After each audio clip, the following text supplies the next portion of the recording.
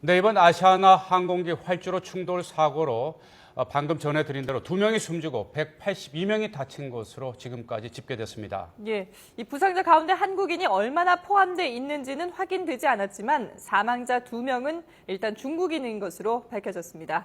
국제부 연결해서 알아보겠습니다. 안소영 기자. 네, 국제부입니다. 예, 저희 사망자 2명은 확인이 됐는데 중국인이라면서요? 네, 현재 사고 현장은 새벽 1시를 넘어서 캄캄한 어둠이 깔렸습니다. 미 정부 당국은 이번 사고와 관련해서 지금까지 3차례 합동 기자회견을 열었는데요. 이번 사고로 숨진 2명의 국적이 중국으로 확인이 됐습니다.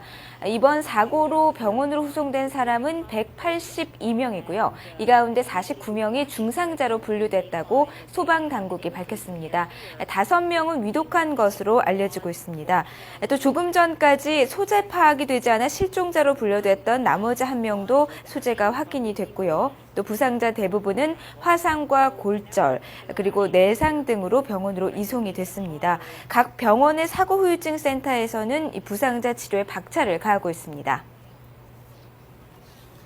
네, 앞서 이 국토부에서 우리나라 이 한국인 탑승자는 77명이었고 44명이 현지 병원에서 치료를 받고 있다고 전해 주었는데요. 사고 당시를 생생하게 지켜본 이 목격자들의 증언도 이어지고 있다면서요. 네, 맞습니다.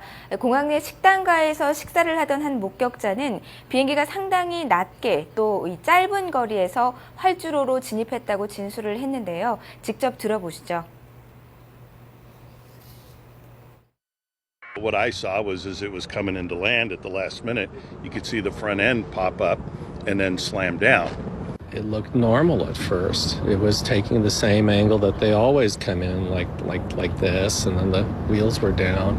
This doesn't look right. This doesn't look right.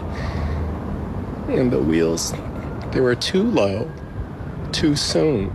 So if this is the runway, it came in like this. And I was just watching the wheels and it just hit like that and the whole thing just collapsed. 또 다른 목격자도 비행기 꼬리가 활주로에 먼저 닿으면서 동체 앞부분이 붕 뜬 후에 굉음이 났고 또 순식간에 검은 연기가 현장을 뒤덮었다고 말했습니다.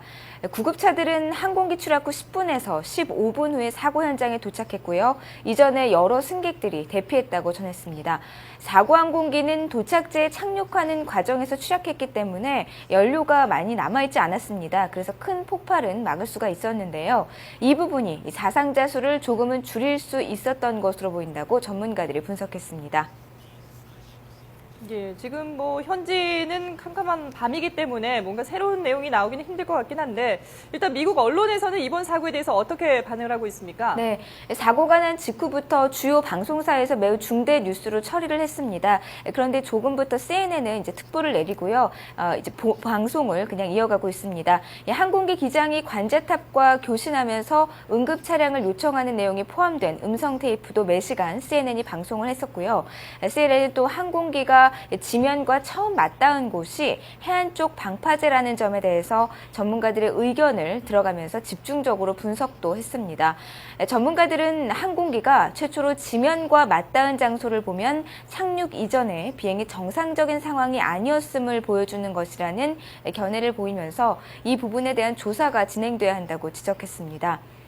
특히 미국 방송들은 이 사고기의 파손 상태를 볼 때 상대적으로 인명피해 규모가 적다면서 사고 직후에 그 승객 대피 상황, 또 긴급 구호 조치가 적절하게 이루어졌다는 부분도 비중 있게 보도했습니다.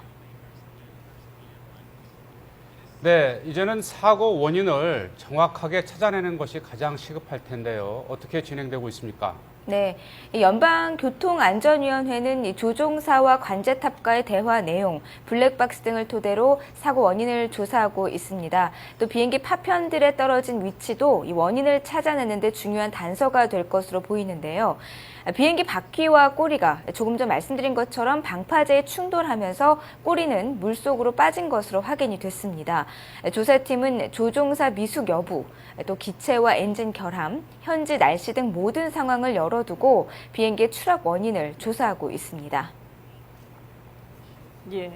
저희 버락 오바마 대통령이 이번 사고와 관련해서 입장을 발표했는데요. 뭐라고 밝혔나요? 네, 버락 오바마 대통령은 먼저 사상자 가족에 대한 위로와 염려, 그리고 사고 조사에 만전을 기하라는 지시를 내렸습니다.